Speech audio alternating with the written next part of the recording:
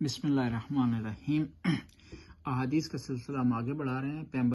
پیغمبر گرامی ارشاد فرماتے ہیں الزہد فی الدنیا قصر العمل وشکر کل نعمت والوراء عن کل ما حرم اللہ، کہ زہد یہ ہے کہ انسان امیدیں کم رکھے، آرزویں کم رکھے اور ہر نعمت کا شکر ادا کرے، اور جس چیز کو خدا نے حرام کیا اس سے پرہیز کرے۔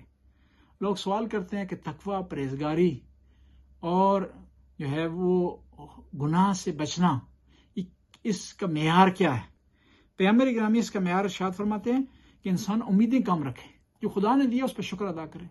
یہ نہیں ہے کہ اچھا گھر خدا نے دے دیا ہے، گاڑی دے دی ہے، اب انسان کہے کہ میرے 4 گھر ہونا چاہیے، 5 گھر ہونے چاہیے، اور اسی آرزو کی تگدو میں لگا رہے، اس کی عبادت رہ جائے اور دنیاوی کام اس کے رہ جائیں۔ دوسرا شکر و کل نعمت، اور ہر نعمت کا شکر ادا کرنا، یہ بھی جو ہے وہ تقوی میں سے ہے اور زہد میں سے۔ والورع عن کل ما حرم اللہ، اور اس چیز سے بچنا جس کو خدا نے حرام دیا۔ پس زہد کے، تقوی کے اور پرہیزگاری کے 3 معیار پیغمبر نے ارشاد فرمائے۔ ایک یہ ہے کہ انسان امیدیں کم رکھے، نمبر 2 نعمت کا شکر ادا کرے، نمبر 3 محرمات سے بچے۔